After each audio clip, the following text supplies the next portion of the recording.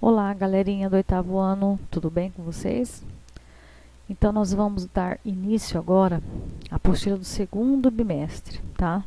Na apostila do segundo bimestre, a gente vai estar falando de aspectos do continente americano e do continente africano, mais direcionado às paisagens, tá? Tanto do continente americano quanto do continente africano. Tá? Então a gente vai lá, peguem a apostila de vocês para acompanhar comigo ou acompanhe aqui no positivo on, tá? Então vamos lá. No início, né, na página inicial aqui, a gente pode ver que o continente americano e o continente africano, eles têm uma faixa, né, na horizontal do continente que vai pegar uma boa parte de clima tropical, ou seja, que vai predominar muito florestas tropicais, tá? Tanto na América quanto na África, tá bom? Por quê? Depois eu mostro para vocês um mapa, tá? Para a gente ver certinho a linha, tá? Que vai estar dentro desse clima aí, do clima tropical, né? Que vai prevalecer as florestas tropicais. E a gente vai ver também que muitas paisagens naturais, tanto de um continente quanto de outro continente, vai agregar também muitas cordilheiras, tá? Muitos vulcões ativos, outros extintos, muitas áreas tropicais, como eu já disse anteriormente, muitas áreas secas, né? Áreas de semidesertos, no caso da América, não vai ser deserto, mas vai ser áreas semiáridas, vamos dizer, né? Semidesertos, vamos dizer assim, poucas áreas, mas vai existir.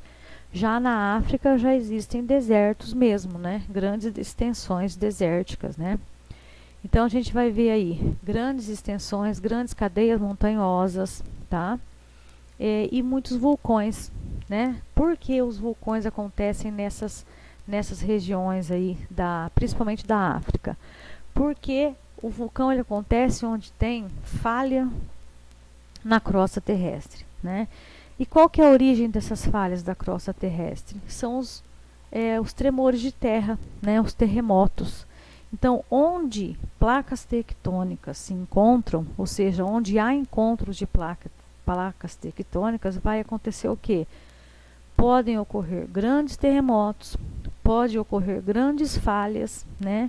Que através dessas falhas pode ter vulcões tanto extintos como ainda ativos. O que são vulcões extintos? Que já não tem mais perigo de haver explosão, né? E os vulcões ativos são aqueles que podem estar quietinho, mas a qualquer momento pode entrar em erupção, né?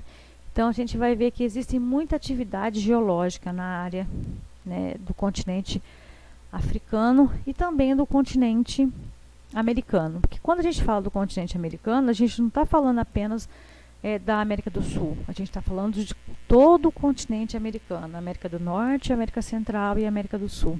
Tá? Então vamos lá. Existe lá uma curiosidade que é a enorme fenda que pode separar o chifre da África do resto do continente. Por quê? Aqui, né, é a parte leste do mapa, né, do continente africano. Essa parte aqui, ela é chamada de chifre da África, porque tem formato de um chifre de um rinoceronte, né? E a gente pode ver que ela está se afastando. Tem uma parte dela que ela está se afastando. Isso é claro que, né, não é de uma hora para outra que isso acontece. Centenas, né, e milhares de anos que isso está acontecendo. Por quê? Porque nessa área acontecem tremores de terra. Cada vez que acontecem terremotos nessa área, ela se afasta um pouquinho, né? Então pode ser que daqui a milhares, né, de anos à frente, essa parte da África pode se separar do resto do continente, tá? Aí a gente vai ver lá. As bases geológicas dos continentes e as características com maior ou menor resistência são importantes para a configuração do relevo. Então, nessa parte, a gente vai ver que o continente americano, né, Ó, no caso aqui a gente está falando do que? Da América do Sul. Toda essa região aqui da América do Sul, né, onde a maior parte aqui é o Brasil, né? Aí tem lá Argentina, Paraguai, Uruguai, Bolívia, Chile, todos os outros países aqui. Nessa área aqui, ó, da cordilheira, onde está a Cordilheira dos Andes, nessa faixa aqui acontecem tremores de terra, né? Acontecem terremotos, tem vulcões ativos nessa região. Por quê? Porque nessa região aqui acontece o encontro de placas tectônicas, né? Então, quando acontece o encontro de placas tectônicas aqui, a área com maior instabilidade é essa área aqui, ó. Aí você fala, mas então, no caso no Brasil, não ocorre terremoto, porque está muito longe, né, da Cordilheira dos Andes. Ocorre, mas com baixa intensidade, então a gente praticamente não sente, tá? Essa área é a área mais atingida, tá bom? Aí aqui a América do Norte, né? Então aqui a gente tem a América do Norte, América Central aqui no meio, né, onde esse pedacinho também faz parte da América Central, e aqui a América do Norte.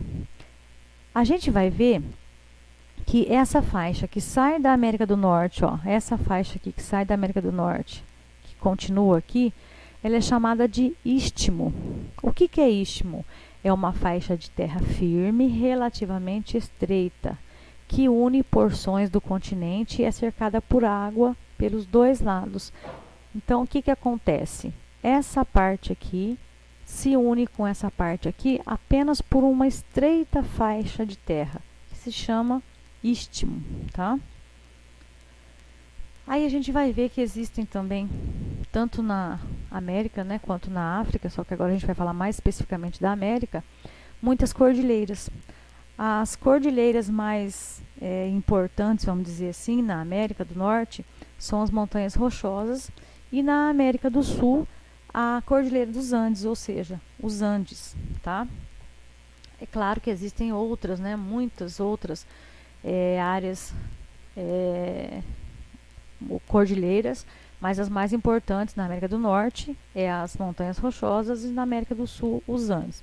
Tem a Sierra Madre, tem a Sierra Madre Oriental e Ocidental, onde tem bastante vulcões ativos, tá?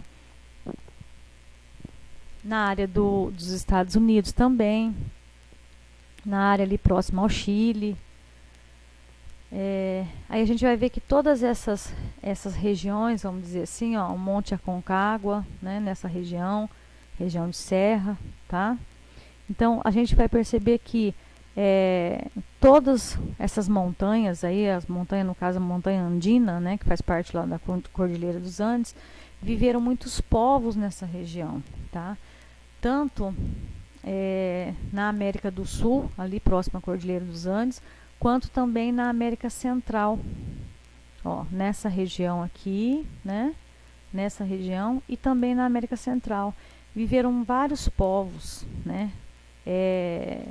Os maias, os incas, os astecas eram povos nativos daquela região ali, que conquistaram, vamos dizer assim, que moravam nesse território há milhares e milhares de anos antes dos europeus chegarem na região, tá? Aí a gente vai continuar lá. O continente americano também ele é rico em disponibilidade de água, tá?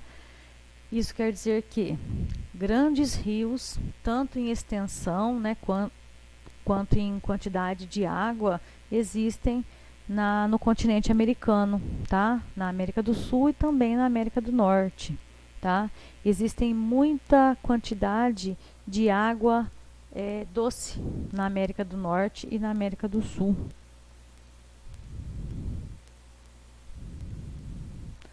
Aí tem um mapa, né, para vocês verem certinho aqui, ó. Com relação à porção oeste do continente, embora apresente grandes bacias hidrográficas, muitos de seus principais rios não desembocam no Oceano Pacífico, como as imagens do relevo do continente da página 5 podem explicar essa situação. Porque, ó, a porção oeste do continente apresenta cadeias de montanhas, que é o que eu falei aqui, ó. Toda essa porção aqui é a porção oeste, onde apresentam muitas cadeias montanhosas. Nessa região, a cadeia das montanhas rochosas, né, na América do Norte, e nessa região a Cordilheira dos Andes, na América do Sul, tá? Isso faz com que os rios se direcionem para, não se direcionem, no caso, né, para o oceano, né, de forma mais reduzida. Por quê? A pergunta é, ó, como as imagens do relevo do continente, o que acontece? Esses rios não desembocam no Oceano Pacífico por causa das montanhas, né? Por causa da proximidade das montanhas com o litoral do Pacífico, né? Muito próximo aqui. Aí existem, claro, também as áreas planas, né? Na América do Norte e na América do Sul.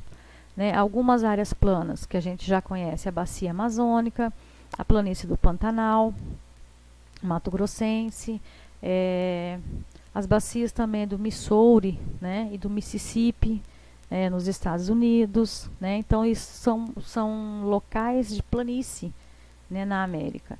Então as áreas da América do Norte ou da América do Sul que mais se destacam, vamos dizer assim, né, são as bacias do continente, que é a bacia do Amazonas, a bacia do Mississippi, a bacia do Missouri, né, da Platina, e também tem as áreas de planície, tá? Que são as áreas onde o terreno é totalmente plano e, consequentemente, pode ocorrer alagamento. No caso da planície do Pantanal, em épocas de chuva, acontece o alagamento, tá? Aí tem lá, o que acontece aqui, ó, o avanço do desmatamento e em áreas da Amazônia e de outras florestas compromete o curso da vazão dos rios que fluem pelas planícies devido a assoreamento. O que é assoreamento? A terra vai entrando no rio, as pessoas vão retirando a mata ciliar, as pessoas vão retirando a mata que está em volta do rio. Consequentemente, o que vai acontecer? Chove, né? A terra escorre para dentro do rio e essa água do rio ela vai ficando cada vez menor. O volume vai diminuindo. Por quê? Porque vai entrando muita terra ali, né? Então, claro que quanto mais desmata, mais assoreado vai ficando os rios. Mais terra, mais sedimentos vai entrando nos rios. A maior e mais volumosa bacia hidrográfica do mundo é a bacia amazônica. Ela não é totalmente brasileira, né? Mas é a maior e a mais volumosa do mundo, tá? A sua superfície é 7 milhões, a sua superfície é cerca de 7 milhões de quilômetros e abrange todo o território de 9 países sul-americanos, né? O seu rio principal é o Amazonas, que nasce nos Andes peruanos em razão do degelo das neves andinas. Então, o rio Amazonas nasce no Peru, né, nos Andes peruanos, ou seja, na cordilheira lá dos Andes, na região do Peru, onde muito do gelo derrete e desce em direção, chegando ao rio Amazonas. A cerca de 5.000 metros de altitude. O seu volume, no entanto, é acrescido com chuvas torrenciais que caracterizam o clima equatorial. Muitos de seus afluentes estão também entre os mais extensos cursos fluviais do globo. Outro rio que a gente já estava falando dele também é o Mississippi, né, o Mississippi, o seu mais extenso afluente é o Missouri. Os dois juntos, né, também eles nascem nas montanhas rochosas, no alto das montanhas rochosas, no oeste dos Estados Unidos, né, na região ali, próximo também ao Golfo, ela desemboca também no Golfo do México, né. Aí temos lá a Bacia Platina, constituída por 3 importantes rios, o Paraguai, o Uruguai e o Paraná. Então, a Bacia Platina ela é constituída de 3 grandes rios, Paraguai, Uruguai e Paraná. Este último, cujo segmento final, incluindo o estuário, é chamado de Rio da Prata, tá? O Rio Paraná também é chamado de Rio da Prata. Ele é muito importante, né, no caso aqui da bacia platina e desses rios, eles são muito importantes para a geração tanto de energia em determinados locais, como também para a navegação, para transporte de mercadoria de um país para o outro, tá? O relevo e a hidrografia do continente africano. Essa questão do continente africano a gente vai deixar para outra aula, tá? Então, a gente falou do continente americano. No continente africano, a gente vai deixar para outra aula e a gente vai ver daí a localização do continente africano e como está distribuída a parte hidrográfica, tá? Então, aguardo vocês na próxima aula. Até mais.